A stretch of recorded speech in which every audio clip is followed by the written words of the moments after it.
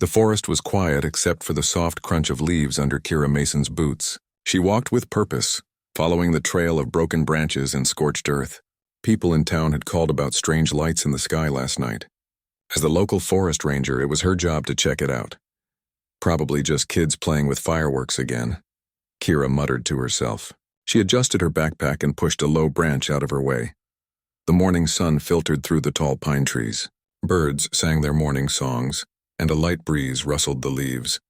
Everything seemed normal until Kira reached a large clearing she didn't remember being there before. The trees around the clearing were bent outward, as if pushed by a great force. The ground was black and smoking in places. Strange shapes were burned into the dirt, looking like no language Kira had ever seen. "What in the world?" she whispered, stepping carefully into the clearing. That's when she saw it.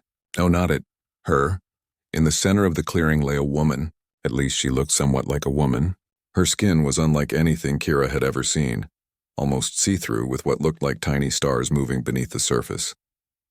The strange woman's hair was white with streaks of purple that seemed to glow. She wore a tight-fitting suit made of a material Kira couldn't identify. Kira froze. This was no human. This was something else. The alien woman's eyes fluttered open. They were deep violet with no whites or pupils, just solid purple that somehow sparkled like the night sky.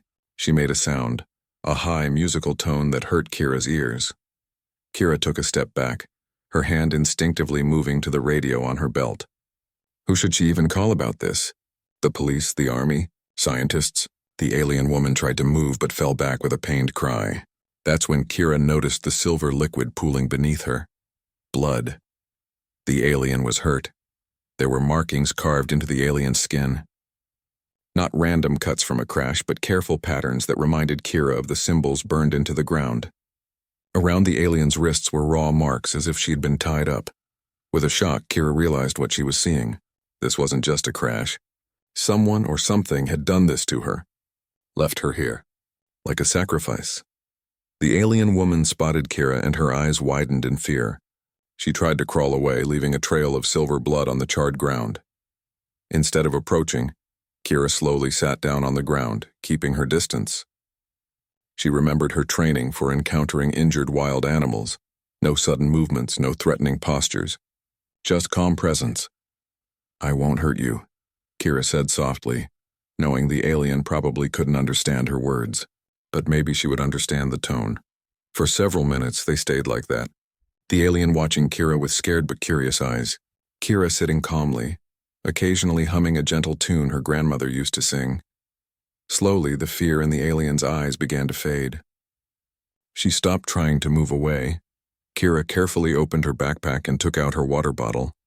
She took a sip to show it was safe, then gently rolled it across the ground toward the alien. The alien woman stared at the bottle, then at Kira. With shaking hands, she picked it up. She studied it for a moment before figuring out how to open it. She sniffed the water, then took a small sip. Her eyes widened in surprise and she drank more. "That's right," Kira said with a smile. "Just water. Nothing fancy." The alien made another sound, less sharp than before. She pointed to herself and made a series of musical tones. "I'm Kira," Kira said, pointing to herself. "Kira." The alien listened carefully. She pointed to herself again and made a shorter sound. Lyra?" Kira asked. The alien nodded slowly. "Hello, Sarah," she repeated, the words sounding strange in her musical voice. Kira's mind raced. An actual alien who could communicate. Who was learning her language already. Who had been hurt and abandoned. "You need help," Kira said, pointing to the silver blood. "You're hurt." Lyra looked down at her wounds and back at Kira. She clutched a small device to her chest. Something that looked like a cross between a compass and a star chart. Kira slowly stood up, and Lyra tensed again. "It's okay," Kira said, holding up her hands to show she meant no harm. "I have a cabin not far from here. I can help you." Lyra didn't move, clearly not understanding all the words. Kira mimed cleaning and bandaging a wound on her arm. "Help," she repeated. "Fix." She pointed to Lyra's injuries. After a long moment, Lyra nodded. She tried to stand but fell back with a cry of pain. Without thinking, Kira moved forward. "May I?" she asked, gesturing that she wanted to help Lyra stand. Lyra hesitated, then gave another small nod. Kira carefully helped the alien to her feet. Lyra was lighter than she looked, and her skin was cool to the touch. Up close, Kira could see that the star-like patterns under her skin moved when she moved, like they were flowing through her veins instead of blood. "My cabin is this way," Kira said, pointing. "Not far." They moved slowly through the forest. Lyra limped badly but refused to let go of the strange device she carried. Every few steps she would look up at the sky with worry in her strange purple eyes. "Are they coming back for you?" Kira asked, following Lyra's gaze. Lyra seemed to understand the question. She shook her head and made a cutting motion across her throat. "They don't want you back," Kira guessed. "They left you here to die." Lyra nodded, her expression sad. She pointed up at the sky and made a motion like waves, then a fist closing tight. "There's a war," Kira said slowly. "Up there. In space." Lyra nodded again, more eagerly this time. As they reached Kira's small cabin, a million questions filled her mind. Who was Lyra? Why had her people abandoned her? What was the war about? And what would happen when others found out about her? Kira helped Lyra inside and closed the door behind them. The alien looked around the simple cabin with wide, curious eyes. "You're safe here," Kira said firmly, even though she wasn't sure if that was true. "I'll help you." Lyra touched Kira's hand lightly. Her fingertips left a slight glow on Kira's skin that faded after a few seconds. "Kira," Lyra said carefully. "Help, Lyra?" "Yes," Kira said with a small smile. "That's right. And you're going to teach me about those stars you have under your skin, and why you were left here, and everything else." Outside, a bird called loudly, startling Lyra. She moved closer to Kira, clutching her strange device tighter. Kira knew her life had just changed forever. An alien woman with stars in her skin and a war in space had crashed into her quiet life in the forest, and somehow she knew that listening to Lyra's story was just the beginning. 2 weeks passed since Kira found Lyra in the forest. The alien woman stayed in Kira's cabin, healing from her wounds. Day by day, Lyra learned more English words. Her musical voice made the words sound strange but beautiful. "Sky home," Lyra said one evening, pointing to the stars through the cabin window. "A story. My people." Kira sat across from her at the small wooden table. "The Astari. That's what your species is called?" Lyra nodded. "Yes, we travel stars." She spread her hands wide. "Many ships. Many worlds." Kira was still amazed by Lyra's skin. In the dim light of the cabin, the star-like patterns glowed more brightly. They shifted when she moved like tiny galaxies under her skin. "Why did they leave you here?" Kira asked gently. Lyra's face darkened. She touched the healing marks carved into her arm. "Bad war. Enemy called Voidborn." She made a grasping motion with her hands. "They take. They destroy. And your people? The Astari? They left you as a sacrifice? To these Voidborn?" Lyra shook her head. "Not to Voidborn, to..." She struggled for the word. "Gods, old gods. Some Astari think Earth..." She pointed down at the floor. "This world is cursed. Think leaving me will make gods help in war." Kira frowned.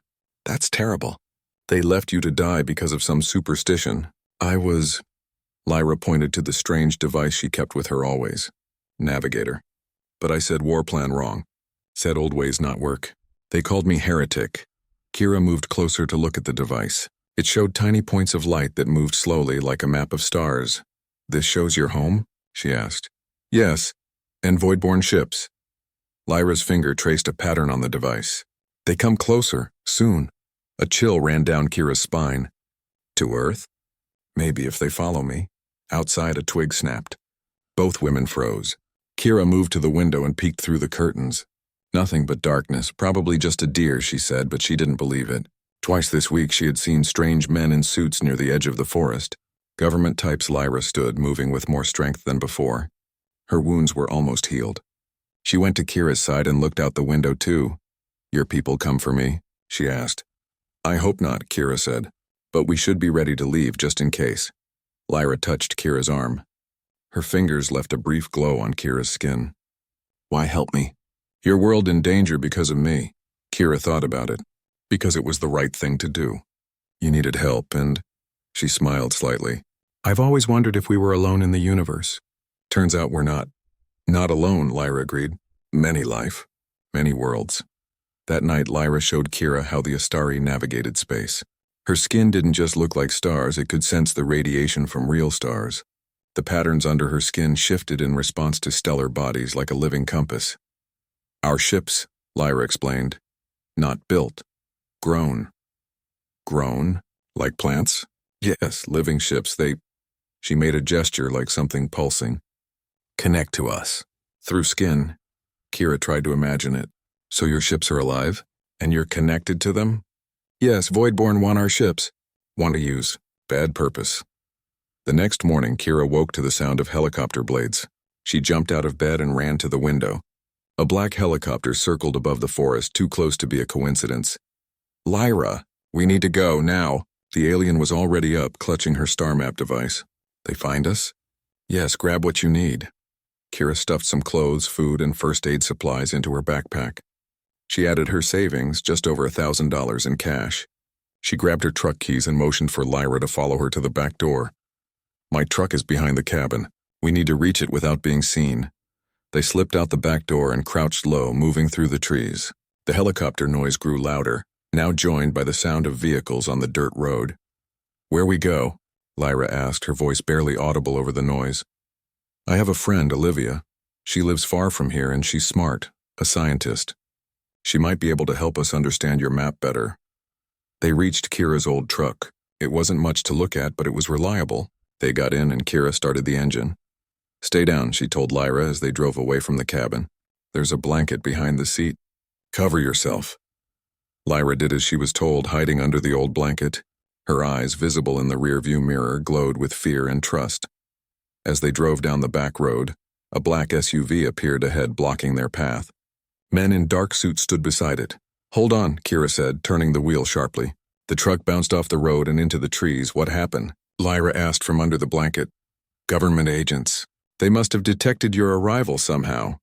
Kira drove through the forest, following old logging trails she knew from her years as a ranger.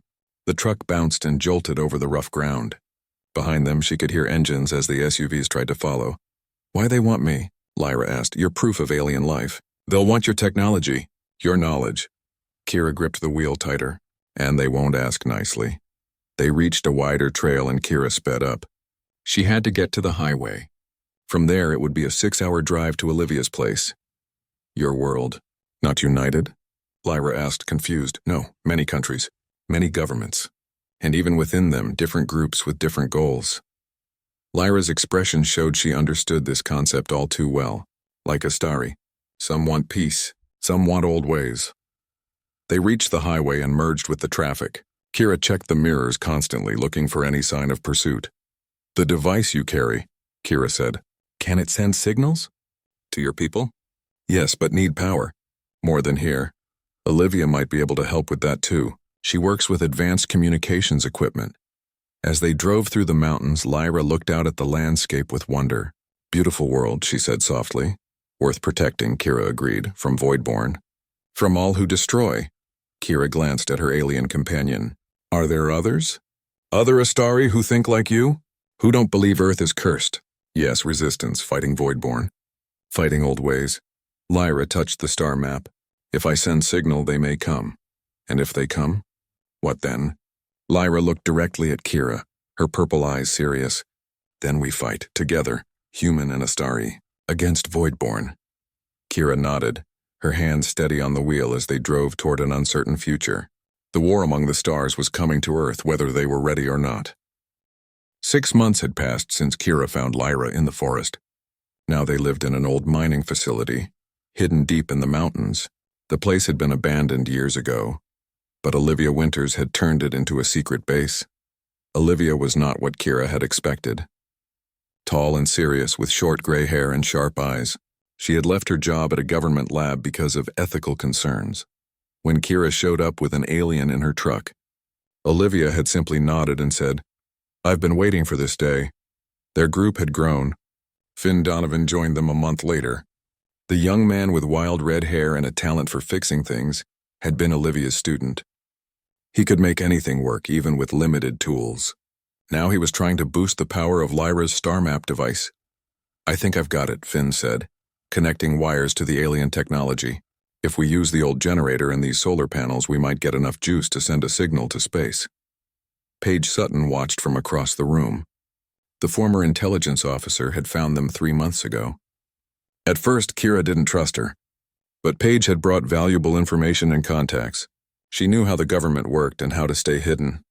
Any signal strong enough to reach space will be noticed by Harbinger, Paige warned. Harbinger was the secret government project hunting for Lyra. They have listening posts all over this region. Lyra stood in the center of the room. Her skin had grown brighter in the past months as she healed completely. The star patterns now flowed freely beneath her translucent skin. She had learned English well, though her musical accent remained.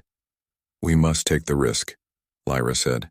"The Voidborn fleet moves closer to your solar system. My people must be warned." Kira moved to Lyra's side. In the months they had spent together, they had formed a deep bond. "Can you show us again what we're facing?" Lyra nodded and activated her star map. The device projected a 3D image into the air. Tiny dots of light showed solar systems. A cluster of red dots moved slowly toward a blue dot. Earth. The Voidborn ships, Lyra explained. They consume everything in their path. Technology, resources, even living tissue. They take what they want and leave planets empty. "How do they do that?" Finn asked, fascinated despite the horror. "Their ships can break down matter, reduce it to basic elements, then rebuild it into what they need." Lyra's voice grew sad. "Many civilizations already gone. Astari may be next."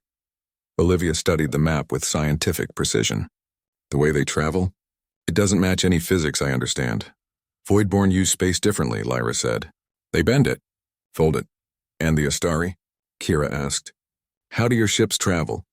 "We follow star roads, paths of radiation only we can see." Lyra pointed to her skin. "We were made to navigate these paths." "Made?" Paige asked sharply. Lyra nodded. "Long ago, our ancestors were changed to survive space travel." "Genetic engineering," Olivia murmured. "Advanced beyond anything we have." Finn connected the last wire to the generator. "Okay, I think we're ready." "The signal should be strong enough now." Lyra placed her hands on the device.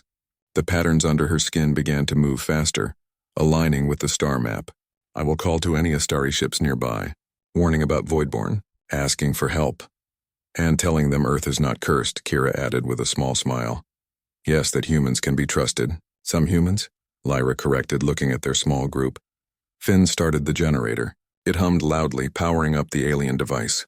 The star map glowed brighter, and the patterns on Lyra's skin matched its light. Lyra began to sing. It wasn't English or any human language. The sounds were musical tones that seemed to resonate with the device. The light from the map pulsed with her song. Then suddenly Lyra gasped and fell to her knees. "Lyra!" Kira rushed to her side. "What's wrong?" Lyra's eyes were wide, the purple color flickering. "A ship, I felt a ship." "Voidborn?" Paige asked, reaching for her gun. "No, Astari, a scout ship." Lyra's voice shook with emotion. "It hides in your asteroid belt." "Damaged but alive." "Alive?" Finn asked. "You mean there are people on it?" "The ship itself is alive," Lyra explained. "Grown, not built. But it is dying. Its navigator." She closed her eyes. "Dead or missing." "You," Kira realized. "You were its navigator," Lyra nodded. "My ship, part of me." She touched her chest. "We are connected always." Olivia looked troubled. "That explains why your vital signs are so unusual. You're not just connected to the ship mentally, you're connected physically. If the ship dies..." Kira didn't finish the thought. "I die too," Lyra said simply, slowly, already feeling it. Now Kira understood why Lyra had grown weaker in recent weeks despite her wounds healing. The connection to her ship was fading. "We need to get you to your ship," Kira said firmly. "Impossible." Paige shook her head. "The asteroid belt? We'd need a spacecraft." Finn's eyes lit up. "Actually, there is a way. Harbinger has a spacecraft." Everyone stared at him. "I've been monitoring their communications," Finn explained. "They detected the Astari ship a week ago. They're planning a mission to capture it. Launches in 3 days. Then we need to be on that ship," Kira said. "Break into a government facility and hijack a spacecraft?" Paige raised an eyebrow. "That's insane. Do you have a better idea?" Kira challenged. Paige thought for a moment, then sighed. "Actually, with my clearance and Olivia's credentials, we might be able to get access. Not legally, but possibly. I can handle the technical side, Finn added. Their communication systems, security protocols. Lyra stood slowly, her skin dimmer than before. My ship calls to me. It is afraid. How can a ship be afraid? Finn asked. It is alive. It feels. Lyra looked at each of them. It knows the Voidborn come. It knows your government will try to take it apart to learn its secrets. Just like they would do to you, Kira said quietly. Lyra nodded. The ship has information. Important for the war. For protecting Earth. Then we go, Kira decided. All of us. Over the next 2 days they prepared. Paige created fake identities and security passes. Olivia studied the layout of the launch facility. Finn built devices to help them communicate and bypass security systems. Lyra grew weaker each day. The patterns under her skin moved more slowly. Sometimes she would stare into space as if listening to something only she could hear. My ship remembers me, she told Kira one night as they looked at the stars. It feels me getting closer. Does it have a name? Kira asked. Your ship? Lyra made a musical sound that Kira couldn't repeat. In your language, perhaps Star Song would be close.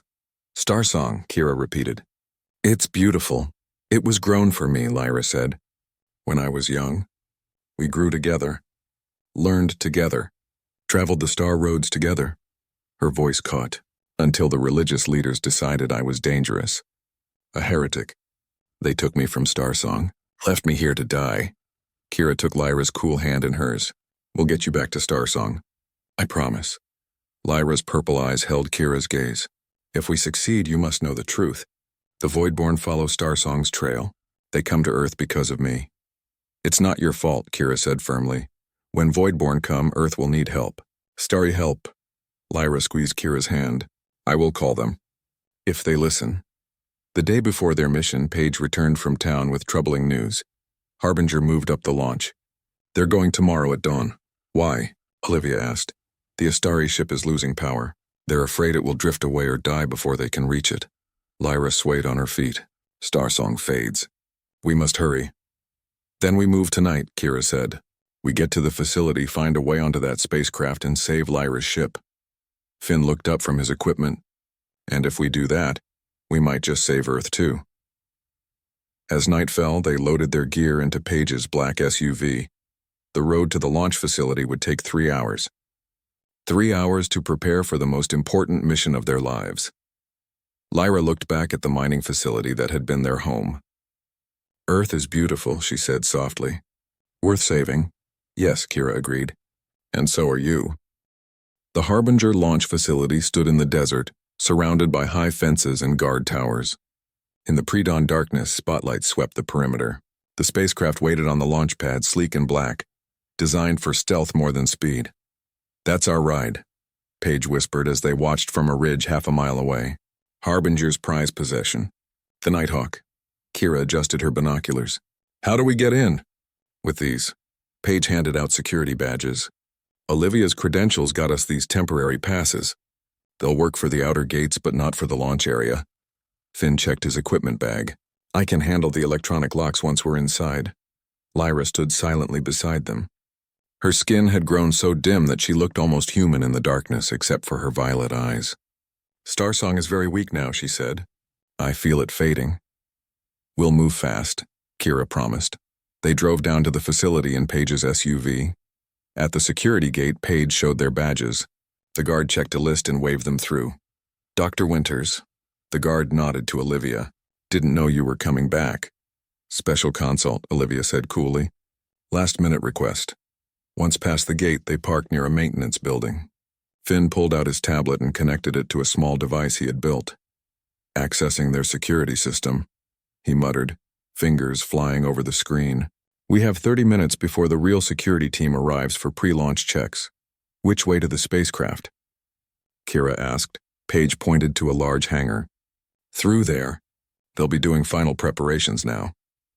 They moved quickly across the compound using buildings for cover.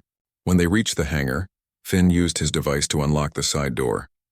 Inside, technicians worked on equipment. Everyone wore the same gray jumpsuits. Perfect, Paige whispered. She led them to a storage room where they found spare jumpsuits. Put these on, quick. They changed clothes, and Finn found a cap for Lyra to hide her white and purple hair. In the jumpsuits, they looked like part of the launch team. "Remember," Paige said, "act like you belong here. Don't make eye contact. Look busy." They walked through the hangar toward the launch area. Lyra stayed between Kira and Olivia, her head down. Her strange appearance might give them away, even with the cap. "Hey," a voice called from behind them. "You four." They turned to see a supervisor approaching. "I don't recognize you. Let me see your badges." Finn stepped forward. "Sir, we're the backup life support team. Dr. Winters was called in specially." He gestured to Olivia. The supervisor frowned. "I wasn't told about any backup team." "Check with Director Harris," Paige said confidently. "He authorized it this morning after the oxygen recycler showed irregularities." The man hesitated. "Wait here. I'll verify that." As soon as he walked away, Paige hissed, "Move! Now!" They hurried through a door that led to the launch pad. Outside, the spacecraft waited, its loading ramp down. 2 guards stood at the bottom. "Now what?" Kira whispered. Olivia reached into her pocket and pulled out a small device. "Cover your ears," she warned. She pressed a button and a high-pitched sound filled the air. The guards winced and reached for their earpieces. While they were distracted, Finn darted forward and pressed his electronic device against the control panel on the ramp. The panel sparked and the guards' communication systems went dead. "What the—" one guard began, but Paige was already there, showing her badge. "Emergency protocol test," she said firmly. "You two are needed in the command center immediately, but our orders have been superseded. Go now." The confused guards hesitated, then hurried away. "That won't fool them for long," Paige said. "Let's go." They ran up the ramp into the spacecraft. Inside, it was larger than it looked from outside. The main cabin had seats for 8 people, with a cockpit at the front and a cargo area in the back. "Can anyone fly this thing?" Kira asked. Olivia moved to the pilot's seat. "I had flight training years ago. This isn't so different from the simulators I worked on. And I can help with the navigation systems," Finn added, sitting beside her. Paige sealed the entry hatch. "They'll notice we're here any second." Olivia's hands moved over the controls. Screens lit up around her. "The launch sequence is already programmed. They were planning to take off in 20 minutes. Can we launch sooner?" Kira asked. "Maybe, if we bypass some safety protocols." Olivia typed rapidly. "Finn, help me with this." Lyra suddenly gasped and grabbed Kira's arm. "Star song." "It feels me." Her skin brightened slightly, the star patterns moving faster. "It knows we come." Alarms began to blare outside the spacecraft. "They've spotted us," Paige said, looking at a monitor showing the outside. "Security teams are coming." "Hang on," Olivia called. "I'm starting the engines." The spacecraft hummed to life. The floor vibrated beneath their feet. "Strap in," Finn yelled. This might get rough. They buckled into the seats as Olivia fired the main thrusters. The spacecraft shuddered, then began to rise from the launch pad. "They're trying to override the controls remotely," Finn said, watching a screen. "I'm blocking them, but not for long." The spacecraft climbed higher, pushing them back into their seats with the force of acceleration. Through the windows, they could see the launch facility growing smaller below them. "We're clear of the immediate airspace," Olivia reported. "But they'll send fighters after us." "How long to reach the asteroid belt?" Kira asked. "In this ship?" "About 8 hours." Olivia frowned at the controls. "That's if we can figure out exactly where in the belt Lyra's ship is hiding." Lyra unbuckled her seatbelt and moved to the front of the cabin. "I can find Starsong," she said. She placed her hands on the navigation panel. The star patterns under her skin aligned with the digital star map on the screen. "There," she said, pointing to a cluster of asteroids. "Starsong hides there." Olivia programmed the coordinates. Setting course. As the spacecraft left Earth's atmosphere, they all looked back at the blue planet below them. "I never thought I'd see Earth from space," Kira said softly. "It is beautiful," Lyra agreed, "like all living worlds." For the next few hours, they traveled in tense silence. Paige monitored communications, making sure they weren't being followed. Finn helped Olivia with the ship's systems. Lyra grew stronger as they got closer to her ship, the patterns under her skin glowing brighter. "There," Olivia finally said, pointing ahead. "The asteroid belt." Through the front window, they could see a field of rocks ranging from the size of cars to small mountains, all orbiting the sun in a vast ring. "How do we find your ship in all of this?"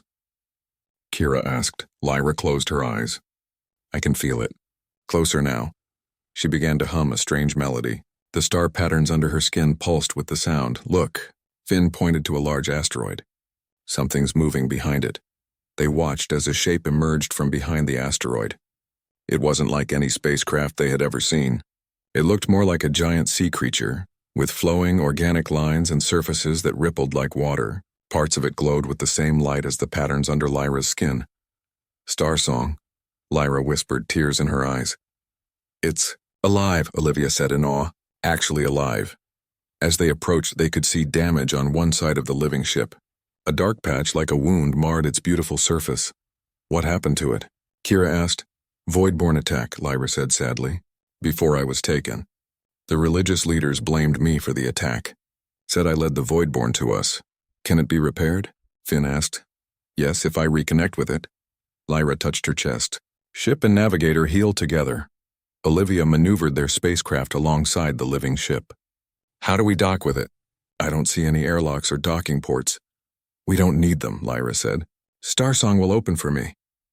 As if hearing her words, a section of the living ship's surface rippled and parted, creating an opening just large enough for their spacecraft to enter. Should I go in there? Olivia asked uncertainly. Yes, Lyra said. Starsong welcomes you. Carefully, Olivia guided their spacecraft into the opening. Inside was a large chamber with walls that pulsed with light and what looked like veins carrying glowing fluid. The living heart of the ship, Lyra explained, where navigator and vessel join. Once their spacecraft settled in the chamber, the opening sealed behind them. Is it safe to go out there? Paige asked, looking at the organic walls. Yes. Starsong creates air for us. Lyra was already moving to the hatch. I must reconnect. Soon. They exited their spacecraft and stepped onto the soft, slightly springy floor of the living ship. It felt warm under their feet, and the walls pulsed with a gentle rhythm like a heartbeat. Lyra walked to the center of the chamber where a raised platform stood. She turned to look at her human friends, her violet eyes bright with emotion. Thank you, she said, for saving me, for bringing me home. What happens now? Kira asked, suddenly afraid. Would Lyra leave with her ship, returning to her people? Now I must join with Starsong again, Lyra explained. Share what I have learned. About Earth, about humans, about the Voidborn coming. And then, Kira pressed, Lyra smiled. And then we prepare. For the real battle that comes. She held out her hand to Kira. Together? Kira took Lyra's hand and squeezed it. Together. Lyra stood on the central platform of Starsong's living heart. The patterns under her skin glowed brighter than ever, matching the pulsing light of the ship walls. When I connect with Starsong, she explained, I will see all it has seen, feel all it has felt. It will be intense. Kira watched with worry. Is it dangerous? Not usually. But Starsong is damaged, weak. Lyra's expression was determined. It needs me. And I need it. Finn had been exploring the chamber, his eyes wide with wonder. This technology is incredible. The ship is actually responding to our presence. The lights follow our movements. Not technology, Lyra corrected. Fairtham Starsong was grown, not built. It learns, adapts. Olivia touched one of the wall-like structures. It felt warm, almost like skin. How does it travel through space? It follows the star roads. Paths of radiation between solar systems. Lyra pointed to her own skin. We see them, feel them. Guide our ships along them. Paige had been watching the sealed entrance. How long will this take? The Harbinger team will be looking for their stolen spacecraft. Not long. Lyra stepped onto the raised platform. But first, you must know what we face. The platform began to glow beneath her feet. The star patterns under her skin aligned with similar patterns on the platform. Starsong has been watching, listening. Lyra's voice changed, becoming deeper, almost like two voices speaking together. The Voidborn come. Their harvester ship enters your solar system now. The walls around them shifted, forming a three-dimensional image of space. They could see the planets of their solar system and, at the edge, a massive dark shape moving toward them. The Voidborn ship, Lyra explained, bigger than your cities, older than your civilizations. It consumes everything in its path. The image zoomed in on the Voidborn vessel. It looked like a giant black spider with long, segmented arms extending from a central core. Its surface was rough and pitted, as if made from asteroids and debris fused together over millennia. What do they want? Kira asked. Everything, resources, technology, living tissue. Lyra's eyes glowed brighter. They see Starsong. They want its living metal, its ability to grow and adapt. And Earth? Olivia asked. They will harvest what is useful. Metals, minerals, certain life forms. Lyra's voice grew sad. They do not see humans as useful. Just obstacles to remove. How do we stop them? Finn asked, and Starsong has a weapon. A gravity lance. Lyra showed them another image. A beam of concentrated force shooting from the living ship. It can destroy the Voidborn vessel. That's good news, right? Kira said hopefully. Lyra's expression turned grave. Using the weapon requires all of Starsong's remaining energy. All of my energy? The room fell silent as they understood what she was saying. You mean it would kill you? Kira said finally. And your ship? Yes, Lyra nodded. A sacrifice to save Earth? No. Kira stepped forward. There has to be another way. The Voidborn are too powerful, too hungry. If they reach Earth, we'll find another solution, Kira insisted. You were left as a sacrifice once before. I won't let it happen again. The ship suddenly trembled around them. Lights flashed in patterns of alarm. What's happening? Paige asked, reaching for her gun. The Voidborn ship, Lyra said, her voice urgent. It moves faster than Starsong thought. It has detected us. The walls showed the spider-like ship changing course, heading directly toward the asteroid belt. How long do we have? Olivia asked. Hours. Maybe less. Lyra placed her hands on the platform. I must join with Starsong now, fully. Wait, Kira grabbed Lyra's arm. You said the weapon uses energy. The ship's energy. Your energy. What if we could give it more energy? From outside? Lyra looked confused. What source? Finn's eyes lit up with understanding. The sun! We're in the asteroid belt. Much closer to the sun than Earth. Solar power, Olivia nodded. If Starsong can absorb radiation from stars to navigate, it can absorb energy from your sun, Lyra finished, hope dawning on her face. But we would need to get much closer. How close? Paige asked. Closer than safe for humans, Lyra admitted. The heat. Our spacecraft has heat shields, Finn pointed out. We could use it to tow Starsong closer to the sun. Would that work?